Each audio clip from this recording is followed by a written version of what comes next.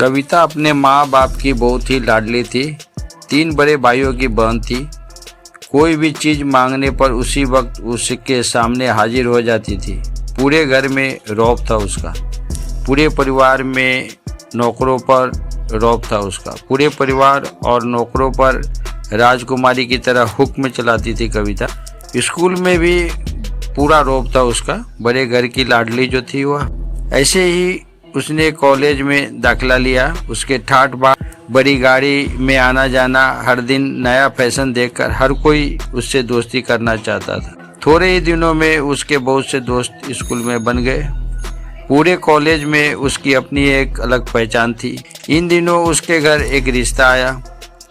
खानदानी लोग थे और पापा की पुरानी जान पहचान थी। उनके साथ कविता के साथ कोई ज़बरदस्ती नहीं थी, पर कविता ने भी हाँ कर दी क्योंकि वह अपने परिवार से बहुत प्यार करती थी। वह जानती थी कि लोग उसका अच्छा ही सोचेंगे।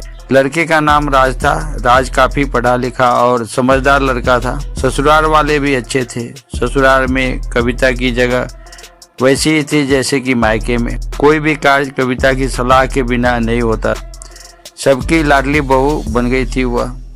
फिर उसके घर एक बेटे का जन्म हुआ। राहुल कविता को जान से प्यारा था। पोता पाकर ससुराल वाले तो फूले नहीं समाते थे। कविता कभी सोचती थी कि उसकी किस्मत कितनी अच्छी है। उसका हर अपना उसे कितना प्यार करता है। चाहे जीवन में कैसा भी समय आए, मेरे अपने हमेशा मेरे साथ है और मैं कभी अकेली नहीं हो सकती। कितनी खुशकिस्मत हूँ मैं। पर शायद कविता की खुशियों को उसकी ही अपनी ही नज़र लगी। एक दिन वह मायके जाने की जिद कर बैठी। राज को बहुत काम था, लेकिन वह फिर भी उसे छोड़ने गया। रास्ते में उनकी गाड़ी अन्य गाड़ी से टकरा गई। कविता, राज और राहुल बहुत बुरी तरह से जख्मी हो गए। काफ़ी दिनों के इलाज के बाद राज और राहुल तो ठीक हो गए, लेकिन कविता पूरी तरह से ठीक ना हो सकी। सर पर चोट लगने के कारण वह आंखों की रोशनी खो बैठी।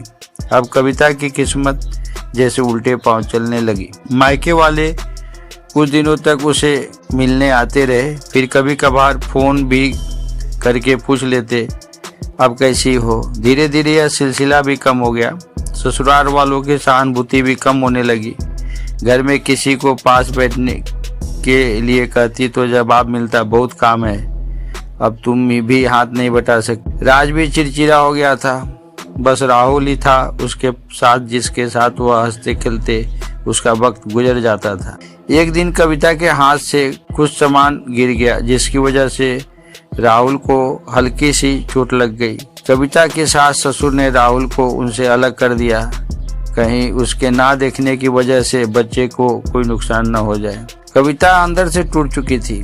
एक दिन उसने सबके सामने मायके जाने की इच्छा रखी तो राज उसे तुरंत मायके छोड़ आया, जैसे कि वह भी यही चाहता था।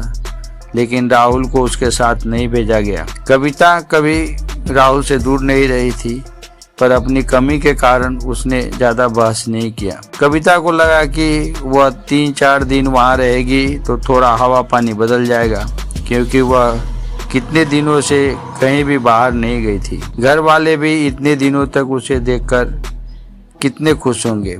कविता के घर पहुंचने पर सब लोग बहुत खुश हुए। खाने में सब कुछ कविता के पसंद का ही बना था। उसने अपनी मम्मी पापा और भाई भाभीयों से दिल खोलकर बातें की। उनके छोटे छोटे बच्चे भी बुआ के साथ घुल मिल गए।